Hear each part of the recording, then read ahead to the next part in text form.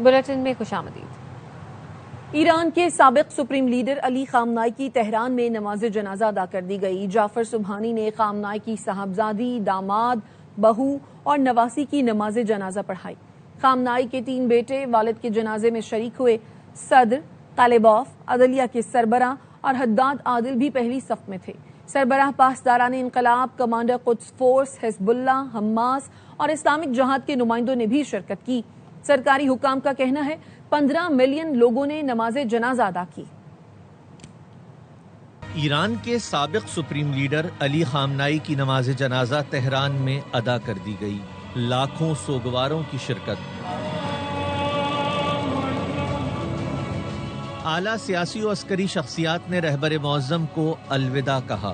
جعفر سبحانی نے supreme leader کے ساتھ ان کے کنبے کے 4 شہیدوں، بیٹی بشرا خامنائی، داماد مصباح الہدی باقری، بہو زہرا حداد عادل اور نواسی زہرا محمدی گلپائی گانی کی نماز جنازہ بھی پڑھائی۔ صدر مسعود پزشکیان، عدلیہ کے سربراہ غلام حسین محسنی، اسپیکر باقر قالیباف، شہید زہرا کے والد غلام علی حداد عادل، صادق لاریجانی، رہبر معظم کے دفتر کے سربراہ محمد گلپائی گانی اور سپریم لیڈر کے بیٹے مصطفیٰ خامنائی، مسعود خامنائی اور میثم خامنائی پہلی صف میں شامل تھے۔ پاسداران انقلاب کے سربراہ جنرل احمد واحدی پہلی بار منظر عام پر دکھائی دیے، تابوت کے پاس بیٹھے رہے، رہبر معظم کا آخری دیدار کیا۔ قدس فورس کے کمانڈر اسماعیل قانی نے بھی شرکت کی۔ حزب اللہ، حماس اور اسلامک جہاد کے نمائندوں نے بھی نماز جنازہ ادا کی۔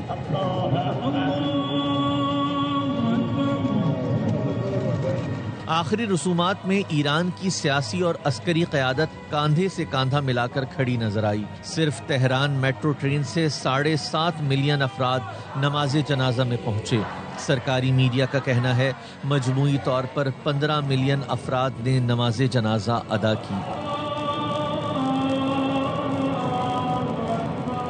سپریم لیڈر اور ان کے اہل خانہ کے جسد خاکی آخری دیدار کے لیے مسلح امام خمینی کمپلیکس میں موجود رہیں گے۔ مسلح کے دروازے آج رات 8 بجے تک عوام کے لیے کھلے رہیں گے۔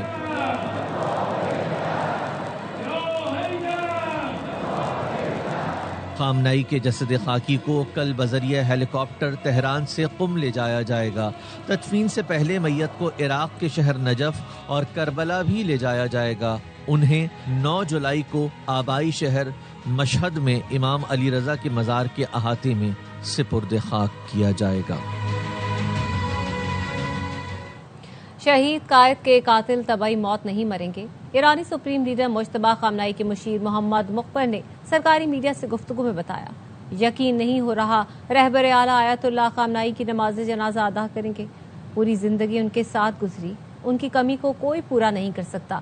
شہید رہبر کے پیروکار ثابت قدم رہیں گے، ان کے قتل کا انتقام ضرور لیا جائے گا۔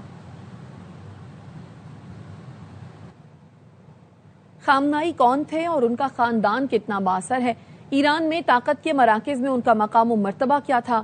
ایران کے رہبر معظم بننے والے دوسری شخصیت کے بارے میں جانتے ہیں اس رپورٹ میں۔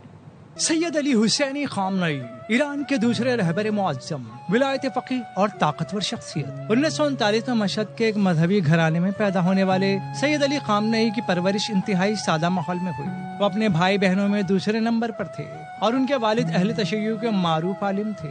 خامنائی مقامی سطح پر ابتدائی تعلیم حاصل کرنے کے بعد اعلیٰ تعلیم کے لیے نجف گئے، جہاں امام خمینی کے شاگرد رہے۔ 1979 کے انقلاب ایران سے قبل پہلوی حکومت کے خلاف تحریکوں میں پیش رہے، جس کی پاداش میں قید و جلا وطنی بھی کاٹی۔ شاہ ایران کی خفیہ پولیس ساواک نے انہیں 6 مرتبہ گرفتار کیا۔ اس دوران انہیں تشدد اور قید تنہائی کا بھی سامنا کرنا پڑا۔ انقلاب ایران کے 1 سال بعد امام خمینی نے انہیں تہران میں جمعے کی نماز کا امام مقرر کر دیا۔ 1981 میں ایران کے صدر منتخب ہوئے اور امام خمینی کے وفات کے بعد مجلس خبرگان نے انہیں آیت اللہ خمینی کا جانشین یعنی رہبر معظم مقرر کیا۔ بہت سے نوجوان ایرانیوں نے ہمیشہ سے انہیں اسی کردار میں دیکھا۔ خامنائی ایرانی ریاست کے طاقت کے مرکز میں موجود رہے۔ بطور رہبر معظم خامنائی کو کسی بھی حکومتی معاملے میں ویٹو کی طاقت حاصل رہی۔ ان کے پاس یہ اختیار بھی تھا کہ وہ جسے چاہیں کسی بھی عوامی دفتر کے امیدوار کے طور پر منتخب کر سکتے تھے۔ ریاست کے سربراہ اور فوج کے کمانڈر ان چیف ہونے کے ناطے وہ ایران کے سب سے طاقتور شخص کے طور پر جانے جاتے تھے۔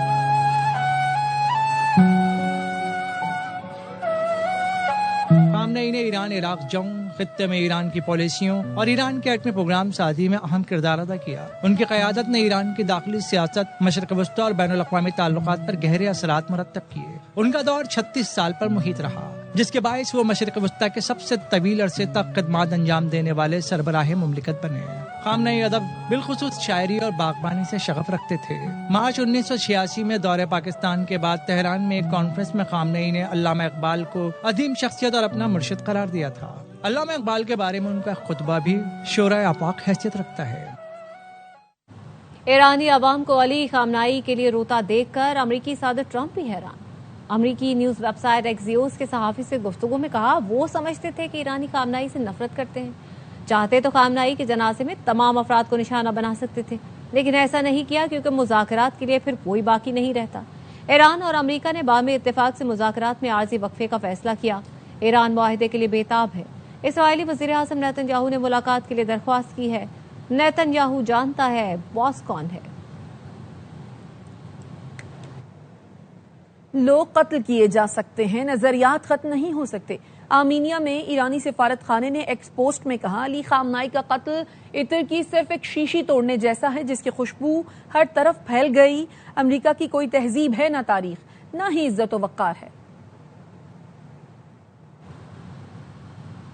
ایران کے وزیر خارجہ عباس اراغچی سے حماس اور حزب اللہ کے وفود کی تہران میں ملاقات. حماس شورا کونسل کے سربراہ محمد درویش نے خامنئی کے انتقال پر تعزیت کی. ایرانی وزیر خارجہ نے حزب اللہ کی اسرائیل کے خلاف مزاحمت کو سراہا. عباس اراغچی نے کہا ایران مزاحمتی قوتوں کی حمایت جاری رکھے گا. ایران اور قطر کے درمیان سمندری تجارت بحال ہو گئی. جنگ کے باعث 5 ماہ سے معطل بحری راستہ دوبارہ فعال ہو گیا. ایران کی دیر بندرگاہ اور قطر کی الرویس بندرگاہ کے درمیان بحری کارگو سروس دوبارہ شروع ہو گئی. الرویس بندرگاہ قطر کے لیے ایرانی برآمدات کا مرکزی مقام ہے. اس کی بحالی سے نقل و حمل کے اخراجات میں کمی اور سامان کی ترسیل میں تیزی متوقع ہے.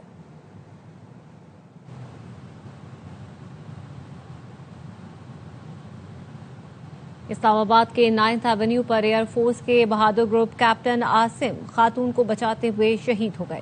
ابتدائی اطلاعات کے مطابق group captain Asim 9th avenue سے گاڑی میں گزر رہے تھے. انہوں نے دیکھا موٹر سائیکل سوار خاتون کا ہاتھ کھینچ رہا ہے. گروپ کیپٹن عاصم مڑ کر واپس آئے. لڑکی بھاگ کر گاڑی کی دوسری طرف آئی. مبینہ ملزم سعد نے عاصم سے بدکلامی کی اور فوری فائر کھول دیا.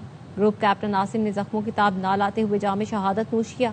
ملزم فرار ہو گیا. پولیس کے مطابق خاتون نے بتایا ملزم دفتر کا کولیگ تھا جو ساتھ کام پر لے جانے کا کہہ رہا تھا. ملزم خاتون کو راستہ تبدیل کر کے کہیں اور لے جانا چاہتا تھا. خاتون نے مزاحمت کی. خاتون نے کہا گروپ کیپٹن عاصم شہید نے بروقت مداخلت کر کے اسے محفوظ کیا. شہید نے سوگواروں میں بیوہ، بیٹی اور بیٹا چھوڑے ہیں. مغوی غیر ملکی لڑکیوں میں سے ایک کے والد کی کال پر پولیس حرکت میں آئی. D I G operations Kamran Faisal نے پریس کانفرنس میں بتایا 2 جون کو لڑکیوں کو بازیاب کرایا. نائب وزیر اعظم کے رشتہ دار مفرور ملزم رضا ڈار کو گرفتار کیا. 164 کے بیان کے بعد لڑکیوں کو بحفاظت وطن واپس روانہ کیا گیا. چاروں ملزمان کو ہتکڑی میں عدالت میں پیش کر کے 5 روزہ ریمانڈ لیا ہے. اسلام آباد ایئرپورٹ پہ لینڈ کی تھی، مختلف جگہوں پہ گئے اور 29 جون کو یہ پہنچی لاہور آنے کے بعد ان کے ساتھ یہ کڈنیپنگ کا واقعہ ہو گیا اور انہوں نے وائس میسیجز کی اپنے دوستوں کو، اپنے گھر پہ پیرنٹس کو. ان کے پیرنٹس نے پھر اپنی پولیس کو کانٹیکٹ کیا. پہلی کال لینڈ کرتی ہے سیف سٹی میں 12:40 پہ. کارلوس نامی ایک شخص کال کرتا ہے. اس کی بیٹی جب پاکستان لینڈ کی تو اس نے اپنے والد کو یہ تصویر بھیجی جس میں یہ گاڑی نظر آ رہی ہے اور گاڑی کی ڈیٹیلز میں آیا کہ یہ گاڑی فلاں شخص کے نام پہ ہے. کانٹیکٹ ڈیٹیلز کے اندر اس کا موبائل نمبر بھی تھا.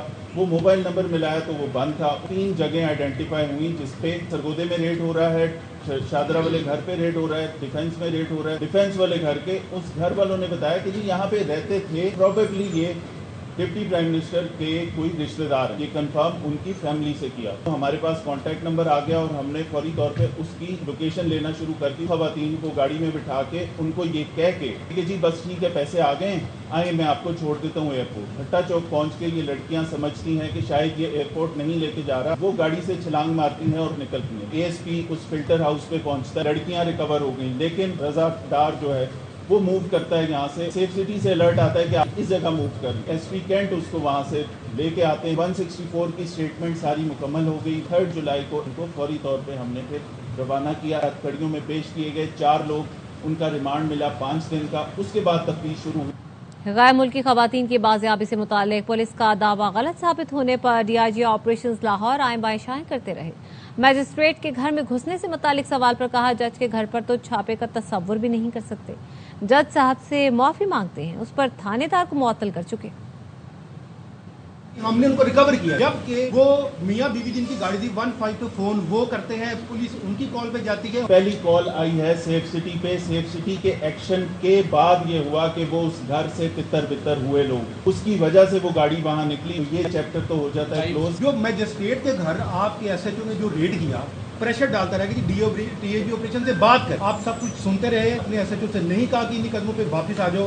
آپ اس کو بات کو چینج کر رہے ہیں. تصور نہیں کر سکتے کہ کسی جج کے گھر, کسی جوڈیشل آفیسر کے گھر ریڈ کریں. وہاں پہ جب اس نے بیل کی نہیں رابطہ ہوا تو اس نے ہینڈل گن مین نے کھولا تو وہ گیٹ کھلا تھا. جیسے ہی اس کا قدم اندر آیا ہے, آگے سے جج صاحب آگے. ان کی جو اعتراضات ہیں وہ جائز ہیں, جس کے لیے اس کے ہم معذرت خواہ بھی ہیں ان سے, لیکن ساتھ ساتھ ہم نے ایس ایچ او پہ قانونی کارروائی بھی کی. ہم نے ایس ایچ او کو سسپینڈ بھی کیا.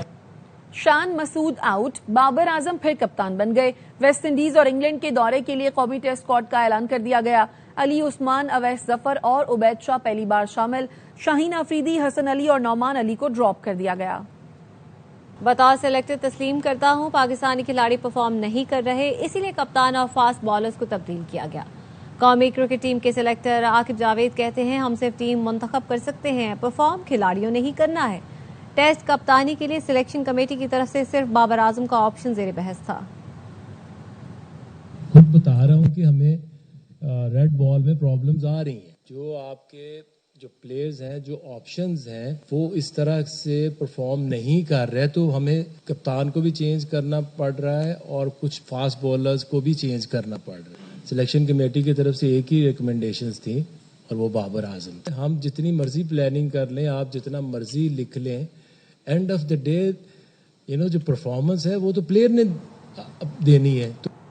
شاہین اور نسیم شاہ فرسٹ کلاس نہیں کھیل رہے, جس کی وجہ سے انہیں ٹیسٹ ٹیم سے ڈراپ کیا.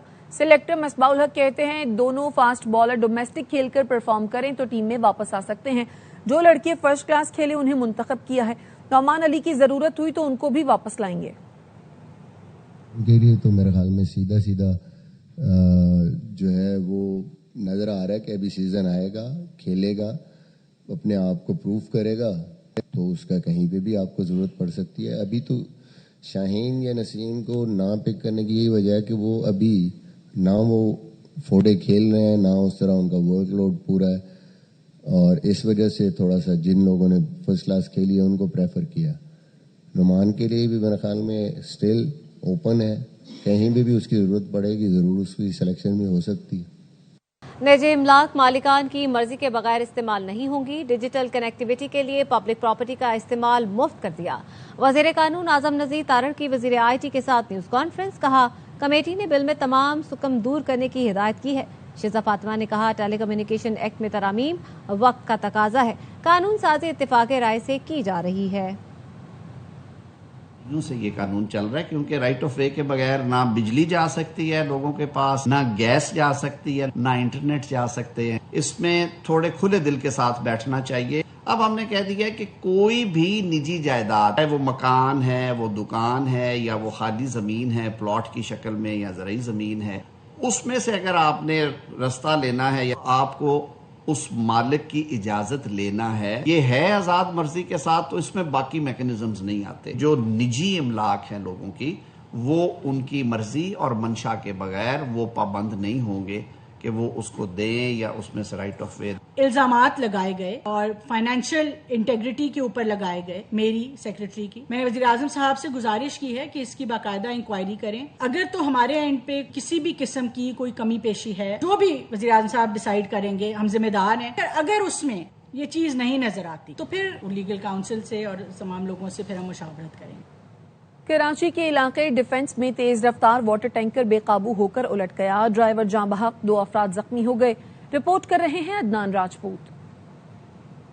فینس خیابان راحت میں تیز رفتار واٹر ٹینکر بے قابو ہو کر الٹ گیا، ڈرائیور جاں بحق۔ پولیس کے مطابق واٹر ٹینکر سعودی ایمبیسی کی جانب سے تیز رفتاری سے آ رہا تھا اور خیابان راحت سگنل پر الٹ گیا۔ یہ ٹینکر سعودی ایمبیسی والی سائڈ سے آ رہا تھا اور یہ رات سگنل پہ اتنی تیز رفتاری سے کہ ڈرائیور سے بے قابو ہو کے 8:40 یا 8:45 پہ فٹ پاتھ سے ٹکرایا اور یہ کلٹی ہو گیا۔ ریسکیو کام کے مطابق حادثے میں ڈرائیور جاں بحق جبکہ ٹینکر میں سوار کلینر اور بچہ زخمی ہوئے۔ زخمیوں کی شناخت 13 سالہ حذیفہ اور 25 سالہ سہیل کے ناموں سے ہوئی۔ 2 الائیو نکالے ہیں، ٹھیک ہے، ایک بچہ تھا تقریباً 13 سال کا، ایک 24 سال کا تھا جو شفٹ کر دیے بونس میں ہاسپٹل، اور ایک جو ڈیڈ باڈی تھی ان کو بھی شفٹ کر دیا ہے۔ تینوں وکٹم کو ایکسٹریکیٹ کر دیا گیا ہے۔ واقعے کی CCTV فوٹیج بھی منظر عام پر آئی جس میں تیز رفتار واٹر ٹینکر آتا دکھائی دیتا ہے اور سگنل کے قریب الٹ جاتا ہے۔ حادثے کے بعد ریسکیو ٹیموں نے امدادی کارروائیاں کی اور ہیوی مشینری کی مدد سے متاثرہ ٹینکر کو تھانے منتقل کر دیا۔ کیمرامین کاشف نظامی کے ساتھ عدنان راجپوت، ARY نیوز کراچی۔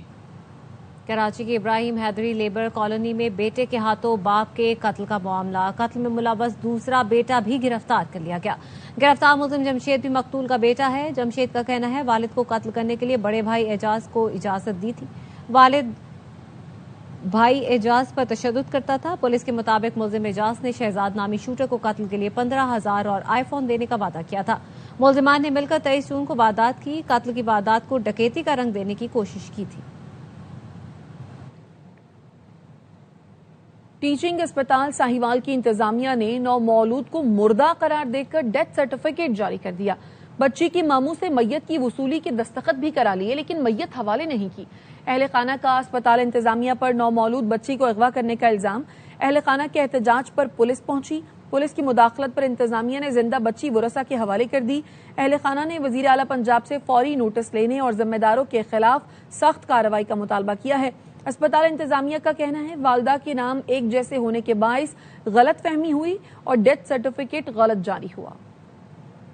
دن تھا اور بچی ادھر تھی، 8:30 کے درمیان کہتے ہیں کہ ڈیتھ ہو گئی ہے بچی کی، تو ہم نے بولا کہ ٹھیک ہے چلے ڈیتھ ہو گئی، ہم آپ لوگ میت دے دیں ہمیں، تو وہ کہہ رہے ہیں کہ میت تو وصول ہوگی ہے، ڈیتھ سرٹیفکیٹ بنا کے انہیں ہمیں پکڑا دیا ہے۔ ڈیتھ سرٹیفکیٹ پہ میت وصول کر لی انہوں نے نمبر کسی اور کا مینشن کر دیا، ID کارڈ ہمارا کر دیا، والد کا نام انہوں نے غلط مینشن کر دیا اس کے اوپر۔ پنجاب پولیس ہے اور DPO ڈائریکٹر ساہیوال ہیں، وہ پرسنلی ادھر آئے ہیں اور انہوں نے بڑا ساتھ دیا ہے ہمارا، بھی ہمیں ہماری بچی مل گئی ہے۔ مظفر آباد میں کاروباری مراکز کی بندش پر انتشاری کمیٹی کا پروپیگنڈا مسترد۔ کاروباری مراکز کھلے ہیں، رونقیں بحال ہیں۔ شہریوں کا کہنا ہے اتوار کے روز دکانیں پہلے سے بند ہوتی ہیں جبکہ معمولات زندگی رواں دواں ہیں۔ آزاد کشمیر کے غیور عوام نے انتشاری ٹولے کی احتجاج اور ہڑتال کی کال مسترد کر دی ہے۔ جیسے یہ دکانیں بند ہوتی ہیں، زندگی چل رہی ہے ماشاءاللہ ٹھیک ہے۔ بس شہریوں نے آلریڈی جو ہے ایکشن کمیٹی کی کال کو پہلے سے مسترد کر دیا ہے۔ کل بھی بازار کھلے تھے، پرسوں بھی کھلے تھے، کئی دنوں سے جو ہے مکمل طور پر شہر کی جو رونقیں ہیں وہ بحال ہیں۔ آج بھی اگر آپ دیکھیں تو پبلک ٹرانسپورٹ جو ہے وہ چل رہی ہے۔ مارکیٹ میں جو بنیادی ضروریات زندگی ہیں وہ ساری کی ساری دستیاب ہیں، تو جو یہ چھٹی ختم ہوگی کل آپ دیکھیں گے ایک ریل پیل شروع ہو جائے۔ گورنر پنجاب کا تمام سیاسی جماعتوں پر جمہوریت کی مضبوطی کے لیے کردار ادا کرنے پر زور۔ راولپنڈی میں پیپلز پارٹی کے کارکنوں سے خطاب میں سردار سلیم نے کہا 1977 میں آج ہی کے دن منتخب حکومت پر شب خون مار کر ملک کو کئی سال پیچھے دھکیلا گیا۔ بلاول بھٹو محکوم طبقے کی امید اور اگلے وزیر اعظم ہوں گے۔ گورنر پنجاب نے شہید کیپٹن کرنل شیر خان کو خراج عقیدت بھی پیش کیا، کہا ملک و قوم پر اپنی جانیں نچھاور کرنے والے شہید قوم کے ماتھے کا جھومر ہے۔ لاہور میں منشیات کے خلاف نوجوانوں میں شعور اجاگر کرنے کے لیے right for a cause cycle rally کا انعقاد کیا گیا جس میں بڑی تعداد میں نوجوان اور خواتین نے شرکت کی۔ خواجہ رمضان مجید کی یہ رپورٹ دیکھیے۔ لاہور میں ڈرگ ایڈوائزری ٹریننگ ہب نے ڈپٹی کمشنر آفس لاہور کے اشتراک سے right for a cause cycle rally against drugs کا انعقاد کیا۔ تقریب کے مہمان خصوصی چیئرمین وزیر اعظم یوتھ پروگرام رانا مشہود احمد خان کا کہنا تھا کہ ریلی کا مقصد نوجوانوں میں منشیات کے مضر اثرات سے متعلق آگاہی پیدا کرنا ہے۔ اس طرح کی ایکٹیویٹیز ایک چمکتے دمکتے پاکستان کے لیے ضروری ہیں. شرکا نے سائیکل ریلی میں بھرپور شرکت کرتے ہوئے اس عزم کا اظہار کیا کہ نوجوان نسل کو منشیات جیسی لعنت سے محفوظ رکھنے کے لیے اجتماعی کوششیں وقت کی اہم ضرورت بن چکی ہیں. Drug free Pakistan, drug free Lahore, drug free society میں رہیں گے. سب کو چاہیے کہ وہ اس طرح کی ایکٹیویٹیز میں پارٹیسپیٹ کریں تاکہ وہ غیر ضروری ایکٹیویٹیز میں انوالو نہ ہوں، ڈرگز سے دور رہیں. فزیکل ایکٹیویٹیز ہوتی ہیں، گیمز ہوتی ہیں، آئی گیس ان چیزوں کو ہم لوگ اپنی زندگی میں لا کے ہم لوگ اس ڈرگز سے دور ہو سکتے ہیں. اسی طرح کی چیزوں میں پارٹیسپیٹ کریں اور ریسرچ کریں، دیکھیں کہ جو ڈرگ ابیوز وغیرہ اس کے کتنے برے افیکٹس ہوتے ہیں. تاکہ اور ایکٹیویٹیز کو زیادہ مارکیٹ کرنا چاہیے تاکہ ینگسٹرز جو ہیں ان کو پتہ چلنا چاہیے یونیورسٹیز وغیرہ میں تاکہ وہ صحیح چیزوں کی طرف جائیں اینڈ دے سے نو ٹو ڈرگ ابیوز. اس طرح کی صحت مند سرگرمیاں نوجوانوں کو منفی راستوں سے دور رکھ کر ایک روشن مستقبل کی ضمانت بنتی ہیں. کیمرامین رانا رضوان کے ساتھ خواجہ رمضان مجید، ARY نیوز، لاہور. گرمیوں کی تعطیلات اور موسم خوشگوار ہو تو کراچی والوں کو ساحل کی کشش گھروں سے نکلنے پر مجبور کر دیتی ہے اور یوں بپھرے سمندر کی جانب آئے شہریوں کی وجہ سے سرکاری پابندیاں بھی دھری رہ جاتی ہیں. فیض اللہ خان کی رپورٹ. قصبے کی طرف جاتی روڈ پر ان دنوں بہت رش ہے. شہری فیملیز کے ساتھ بسوں، کوسٹر، سوزوکی اور مختلف سواریوں پر بیٹھ کر سمندر کی طرف جا رہے ہیں. کراچی میں تفریح کے نام پر سب سے بڑی سرگرمی اچھے موسم میں سمندر کا رخ کرنا، جہاں دریا بچھا کر پوری فیملی ساتھ کھانے کھاتی ہے اور لہروں سے لطف اندوز ہوتی ہے. موسم بہت پیارا ہے تو دل کرا کہ یار ہوکی پہ چلو. بہت مزہ آیا، انجوائے ہو گیا اور موسم اتنا اچھا کہ تھوڑی سی فوار ہو جائے اور مزہ آ جائے. کچن میں جاتے ہیں تو نہ گیس ہوتی ہے نہ بجلی ہوتی ہے، یہاں کم از کم پکا کے لائیں تو تازہ ہوا میں کھانے کو تو ملے. ہاکسبے میں پکنک مناتے شہری کہتے ہیں کہ سرکار کی عائد پابندی اپنی جگہ، مگر ہمارے پاس تفریح کی واحد جگہ یہی سمندر ہے. تمام پبلک سے، تمام لوگوں سے یہی ہے کہ اپنا احتیاط کریں اور ماشاءاللہ انجوائے کریں. اس سے پہلے ہم کلی جھیل گئے تھے، اب ہم ہاؤس پہ آ گئے. بہت اچھا لگ رہا ہے، انجوائے کر رہے ہیں ہم لوگ پوری فیملی. ابھی بھی میں نہا کر آیا ہوں. کراچی کے ساحلی مقامات پر شہریوں کی بڑی تعداد میں آمد سے یہاں مختلف کاروبار بھی چمک اٹھے ہیں. کراچی کی ساحلی پٹی پہ کئی تفریحی مقامات موجود ہیں، لیکن یہاں پکنک مناتے ہوئے احتیاطی تدابیر کو اختیار کرنا لازم ہے، ورنہ خوشی کے یہ لمحات پشیمانی میں تبدیل ہوتے دیر نہیں لگتی. کیمرامین محمد عماد کے ساتھ فیض اللہ خان، ARY نیوز، کراچی. بھارتی شہر ممبئی میں طوفانی بارش سے نظام زندگی مفلوج ہو گیا. 200 ملی میٹر بارش سے نشیبی علاقے زیر آب آ گئے. بھارتی میڈیا کے مطابق کئی مقامات پر درخت اور دیواریں گر گئیں، گاڑیاں ڈوب گئیں، مختلف علاقوں میں سڑکیں بھی دھس گئیں. ٹریفک کا نظام اور ٹرینوں کی آمد و رفت متاثر ہوئی، ہزاروں مسافر پھنس گئے. ممبئی ایئرپورٹ کا رن وے 1 گھنٹے بند رہا، جبکہ پونے شہر میں لینڈ سلائیڈنگ سے متعدد رابطہ سڑکیں متاثر ہوئی. نیوز بلیٹن سے فی الحال اتنا ہی. دیکھتے رہیے ARY نیوز.